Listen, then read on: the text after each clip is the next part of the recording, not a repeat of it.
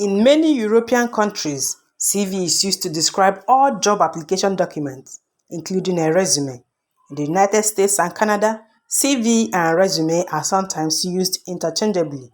In this video, we'll be learning how to write a CV.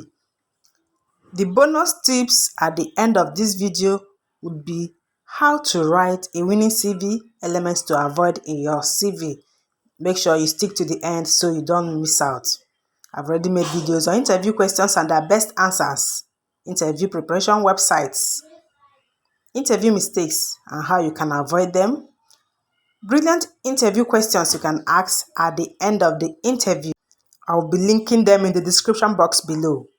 If you're a returning subscriber, keep being amazing. If you are new here, you're welcome. Let's get started. The first step to writing a winning CV is to choose a format or layout and stick to it.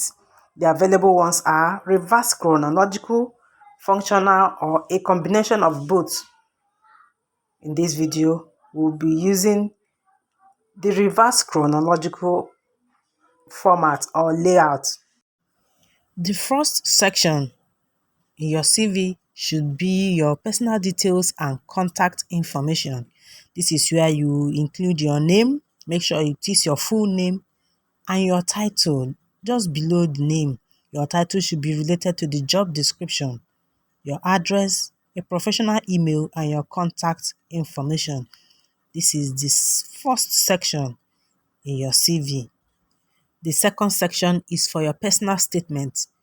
Make sure you include words and phrases that explain who you are and the value you will be bringing to the role. Make sure this is attention grabbing. The next section should be for your work experience in chronological order.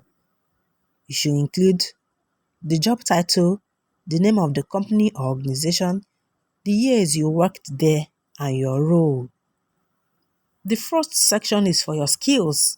Make sure the skills align with the job description. Outline them with bullet points. These skills should be your strengths. The fifth section of your CV should be for your educational qualification. Make sure you include relevant courses and the year. Include the name of the institution where you obtained these qualifications.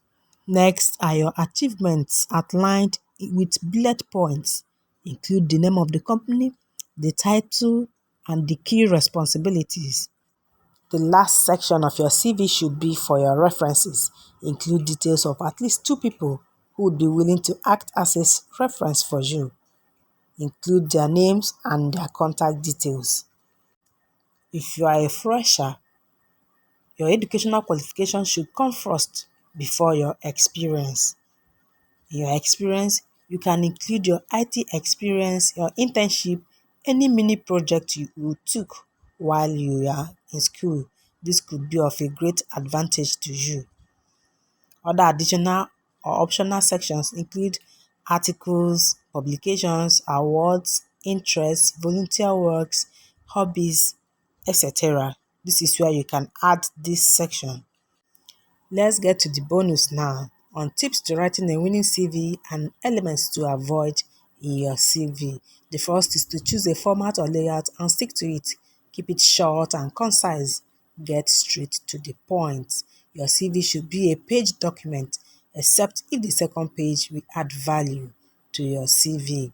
Get your CV proofread to avoid typographical, grammatical, spelling, and punctuation errors. These are very important. The next one is elements to avoid, like marital status, date of birth, photo, religious affiliations, and false information. The full template to this video will be in the description box below. Thanks for watching. Hope this video was helpful. Please share and give it a thumbs up. If you have not subscribed, consider doing that. I will see you in my next one. Cheers to your success. Bye bye.